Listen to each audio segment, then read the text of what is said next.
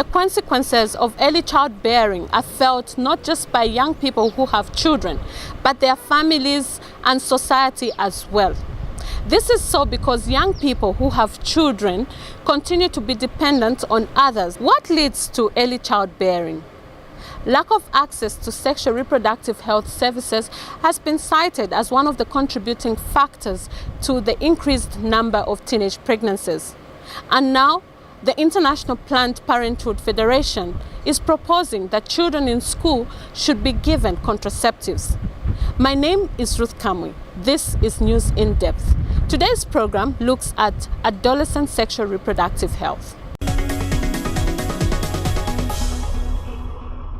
According to the United Nations Population Fund UNPFA's annual report for 2015, Zambia has a 29% teenage pregnancy prevalence rate. This is mostly attributed to poor access to contraceptives as well as sexual reproductive health among the youth. Accordingly, early pregnancies account for at least 44% of all grade 12 schoolgirls dropouts. And in its latest publication titled A Report Card of Adolescents in Zambia, UNICEF has disclosed that modern contraceptives national penetration stands at slightly above 28%.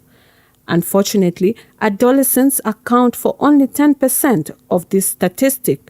Worse off, the access rate for rural areas is only about 1.3%, and mostly traditional methods are used. This is Kawambwa, a rural district located on the fringe of Zambia's northern plateau in Luapula province. And this district has had its fair share of adolescent sexual reproductive health challenges. The impact of this shortage of widespread deficiency in sexual reproductive health is very visible. Just here at Kawambwa Tea Estate Rural Health Post, authorities say last year alone they attended to at least 26 teenage births.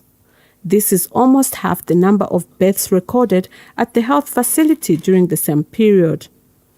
And it is here that 17-year-old Selita Chola used to access maternal health services during her pregnancy.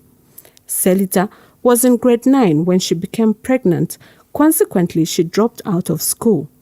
She regrets falling pregnant and losing out then on an opportunity to learn. But Selita says if she had known about contraceptives, her life would have turned out different. Now Selita is a teenage mother to a baby girl, a typical case of a child bearing another child. A slice of Selita's daily life tells the story of a full-time mother who does everything she could for a baby. 21 June.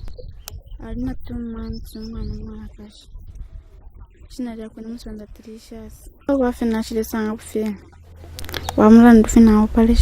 Distinctive of most families at Kawambwa Tea Estate, Selita comes from a modest family. She's the firstborn in a family of 5 and lives with her father and mother together with her 4 younger siblings. Stephen Musonda and Sharon Bwadia, her parents, tell me that they were shattered to learn that their 16-year-old girl was pregnant. I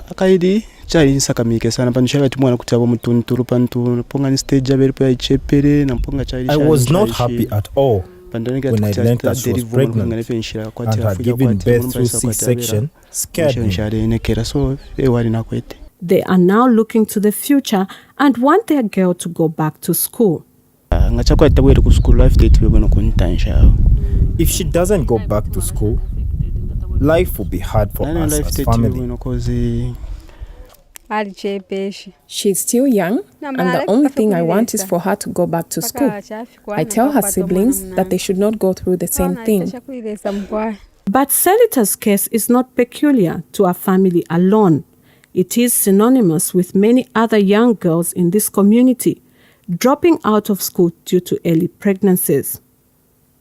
Naomi Mwenya is 18 years old and has a 2-year-old son.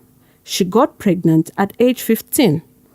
Luckily for her, she has gone back to school and is receiving support from government through the Social Welfare Department. Naomi regrets having a child at a tender age.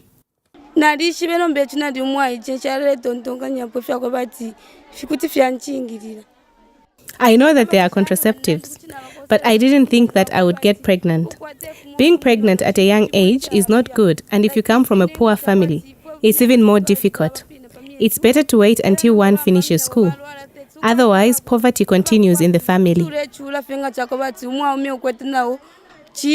Justina Piri is the midwife at Kawambwa Tea Estate Rural Health Center, and she attests that from a total of 58 births in 2016, 26 were accounted for by teenage girls aged between 14 and 19.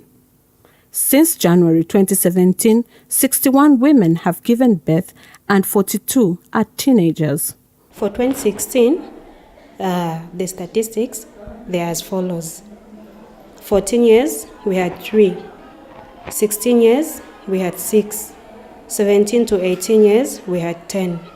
19 years, we had 7. Then for 2017, 14 years, we had none. Then 16 years, we had 4. 17 to 18 years, we had 24. Then 19 years, we had 14 years. The strain on the community as a result of teenage pregnancies is very visible. Chileshe Mulenga is in her 70s and a grandmother.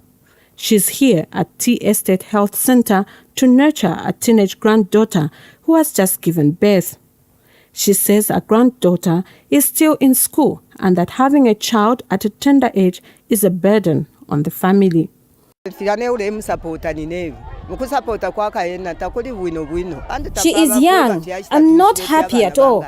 I will be suffering to provide for her and the baby's needs. It's better young people are given contraceptives to protect themselves. Even if we do not know about it, it's better.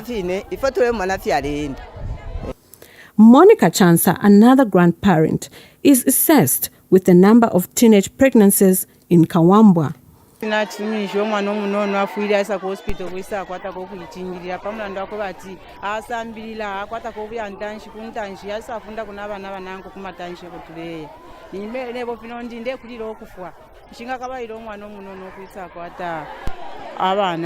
Traditional leaders have been identified as major stakeholders in the fight to end teenage pregnancies. And here at Kawambwa Tea Estate, a meeting with at least 6 herdmen from Katungula village has revealed diverse views on the effects of teenage pregnancies on the community.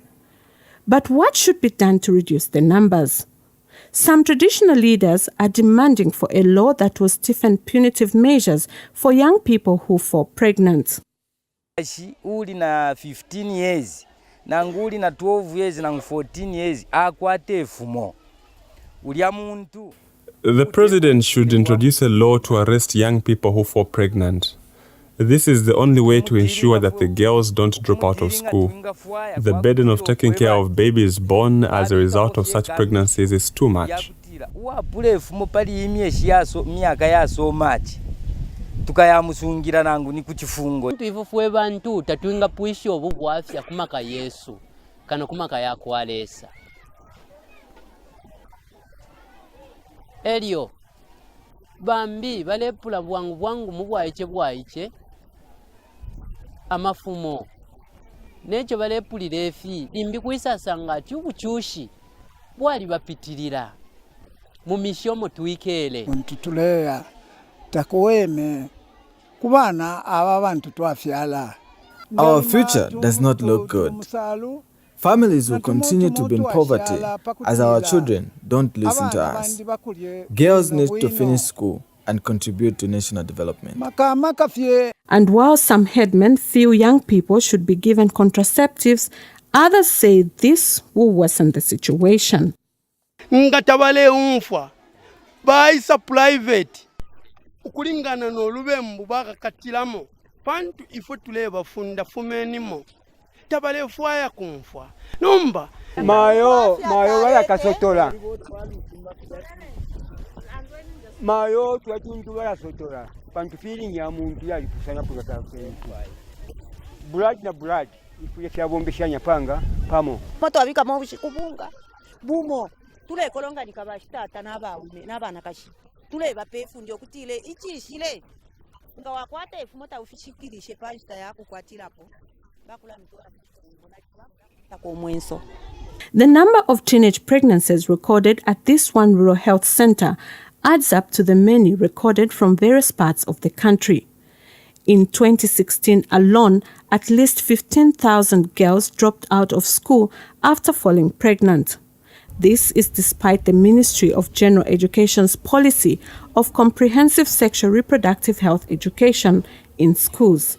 The Ministry of Health is also encouraging youth-friendly corners where young people can access sexual reproductive health services. What we do is that we actually don't go to preach to say come and access, but believe me, if you see say a 17-year-old coming to access family planning, what comes in your mind is that that person obviously have all the ideas about engaging in sexual activity, so you can't turn them away. But what we do is we actually counsel them. There is a counseling process, and we also link them to these youth friendlies, because the youth friendlies, they mostly preach abstinence. So we'll link them to the groups, and after that they are counseled, they interact with their friends, and depending on the decisions that one makes, then they can access family planning. The National Youth Network on Population and Development is one organization that deals with adolescent sexual reproductive health. One of its members, Shuko Musemengeji, says the current statistics on teenage pregnancy are a time bomb. Well, we have been battling with those statistics for some time as an organization now, and I would say right now we have designed very good interventions.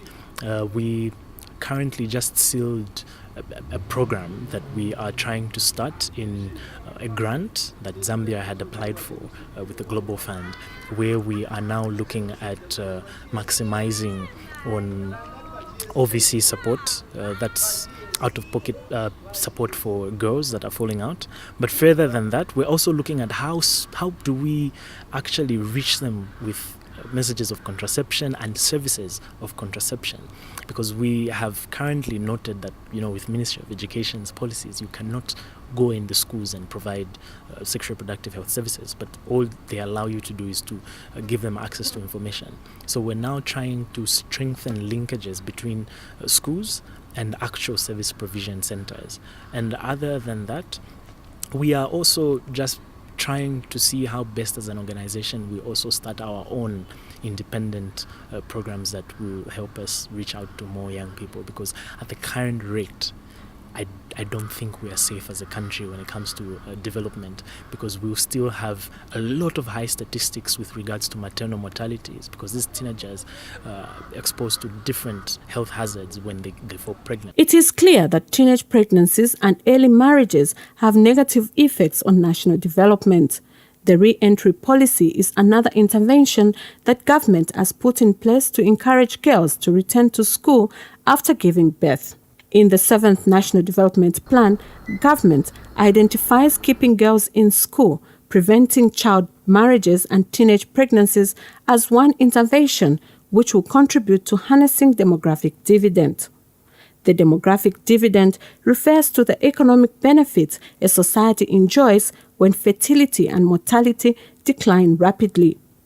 This results in the ratio of working adults significantly increasing in relation to young dependents. According to the Population and Demographic Projections 2011 to 2035 report, Zambia's population is expected to grow to 17.9 million by 2020. However, during the projected years, the country's age structure is expected to remain relatively unchanged, meaning the population will still be dominated by young people. As of 2016, the United Nations Population Fund in Zambia placed the country's young people's population at 4.8 million aged between 15 and 35, representing 36.7% of the total population of 16.7 million people. Bwana Mkubwa Member of Parliament, John Chanda, is the All Parties Parliamentarians on Population and Development Chairperson. If you have a young population like that, and you invest in health, you invest in education, you invest in job creation for youths, I think it will show itself in terms of the economic benefits for the country. Yeah, so basically, because I mean, to develop a country, you need the human resource, and we have this young population, which if it becomes highly skilled, highly educated, highly healthy as well, I think then they contribute basically to realizing the economic potential of the country. Zambia's population structure has created high child dependency with a heavy burden on the working population. With the 2030 vision in mind, the large number of young people may represent great economic potential. Zambia Institute for Policy Analysis and Research wants the child dependency ratio, which stands at 87.4%, to reduce if this potential is to be realized. Research Fellow for Human Development Felix Mwenge says this will happen with investment in young people's sexual reproductive health, among others. That when you look at teenage pregnancies, firstly, you are basically looking at young people who are not yet fully matured, who are somehow, due to circumstances, are found in that position. So their reproductive system is not developed. And so, the pressures which come with pregnancy, biologically and economically, could just be too hard for them to bear. Now, the biggest problem away from biology and the other issues is that these young people usually tend to fall out of school. So when they stop going to school, we are basically cutting their future dreams.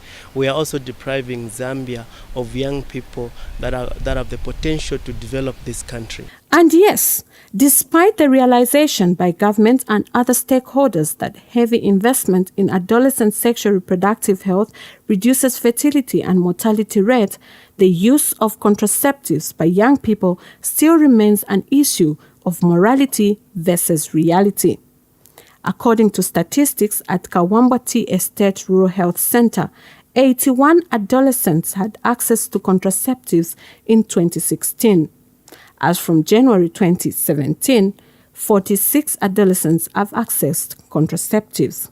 However, the World Health Organization's analysis of data from the Zambia Demographic and Health Survey for 2013 and 2014 has revealed that 531,000 young people of ages between 15 and 19 are sexually active.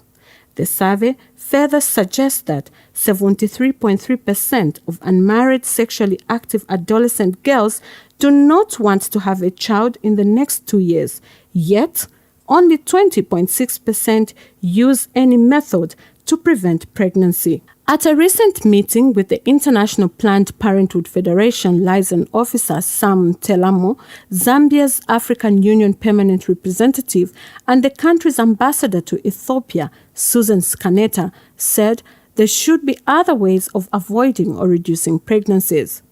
This is over and above the introduction of contraceptives among school-going children. Or are we now encouraging them to be involved in sexual activities? Exactly. I think this is the debate we'd like to be involved in, because from a moral point of view, from a Christian point of view, I don't think that is the correct way of doing it.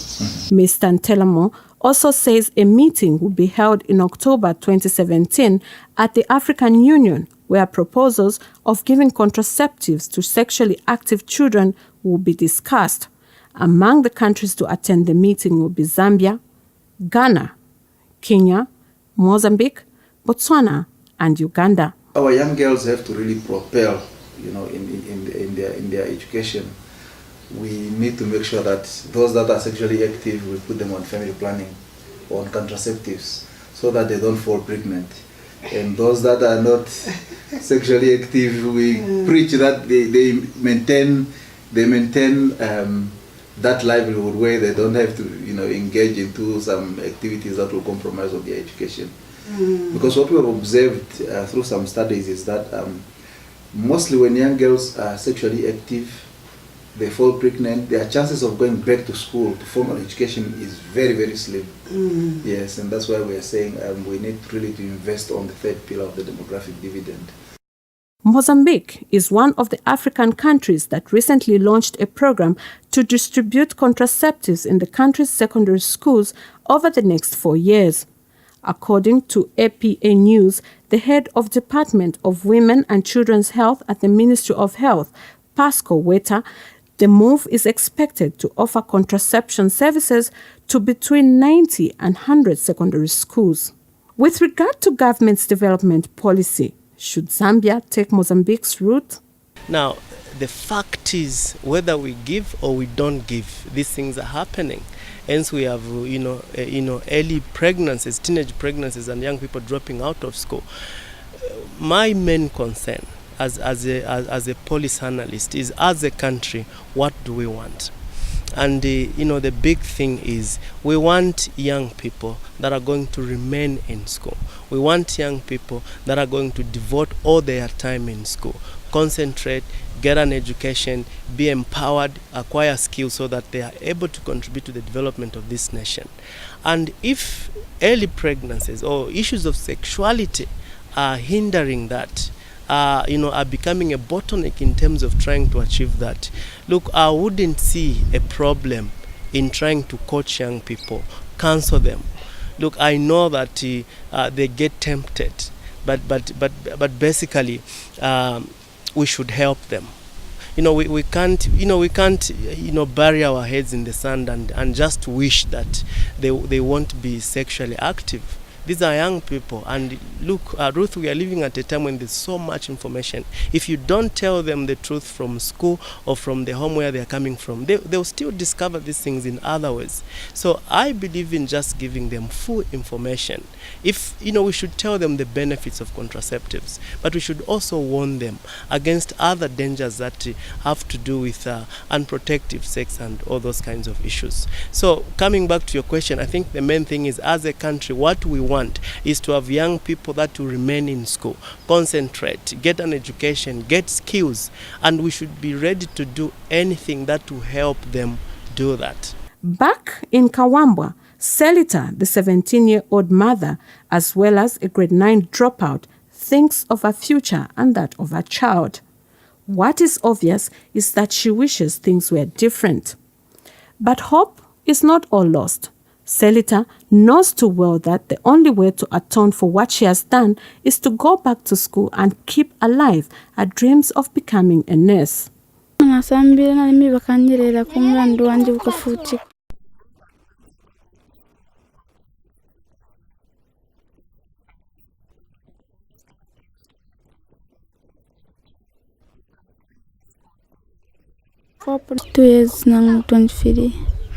Once she goes back to school and fulfills her dream of becoming a nurse, she will be among the young people who will be contributing to the country's socio-economic development, let alone harnessing the demographic dividend.